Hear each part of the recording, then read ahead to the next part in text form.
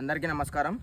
ఈరోజు విషయం ఏంటంటే మన రామాంజనేయ కాలనీ గ్రామ పంచాయతీ ఆఫీస్ ఉంది కదా, కనీసం మీరు చూడండి, టైం 11:49 కనబడుతుంది అందరికీ. పొద్దున 11:49. ఇప్పటి వరకు మన ఈ గ్రామ పంచాయతీలో ఏ గవర్నమెంట్ ఆఫీసర్ ఇప్పటి వరకు రాలేదండి. ఈ రోజున గ్రామీణ ప్రాంతాల్లో చిన్న చిన్న కారణాల వల్ల విషయాలు మాట్లాడడానికి ఇక్కడికి వస్తే ఒక్క పట్టించుకునే నాదులు మాత్రం కన్ఫామ్ లేరండి. చూస్తున్నారు కదా, ఇక్కడ తాళం వేసి ఉన్నది మొత్తం పూర్తిగా. గ్రామ పంచాయతీ ఆఫీసు రామాంజనేయ కాలనీ, భద్రాద్రి కొత్తగూడెం అని రాసిందిగా కనబడుతుందిగా క్లియర్గా. ఇదండి విషయం. మరి నేను ఇక్కడికి వచ్చిన తర్వాత అసలు ఈ విషయాన్ని గురించి ఎవరితో మాట్లాడాలి?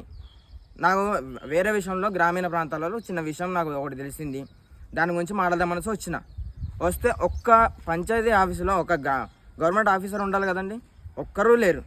సరే, మరి ఎప్పుడు తెరుస్తారో, ఎప్పుడు బంద్ చేస్తారో, మరి ఎప్పుడు అధికారులు వస్తారో అనేసి కనీసం పేపర్ రాసైనా పెట్టాలి కదా, అది లేదు. సరే, పేపర్ రాయపోయినా పర్లేదు, ఒక సెల్ నెంబర్ అయినా ఆడ వారెత్తే కనీసం వచ్చినందుకు ఏంటండి మరి ఇది బంద్ ఎందుకు చేశారు? 11:49 వరకు మీరు షాప్ ఇది మన గ్రామీణ ఆఫీస్ ఎందుకు ఓపెన్ చేయలేదు అనేసి మాట్లాడడానికైనా సెల్ నెంబర్ అయినా ఉండాలన్నా, అది లేదు.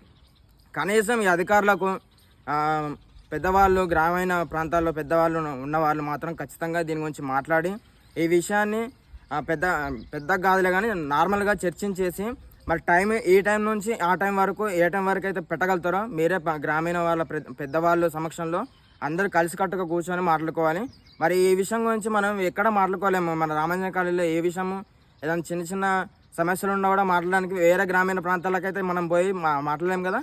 మన దగ్గరే ఇంత నిలకడగా ఉన్న విషయాన్ని మాత్రం ఖచ్చితంగా మాట్లాడాల్సిందిగా కోరుతున్నాం. మీ కోడికాల సురేష్.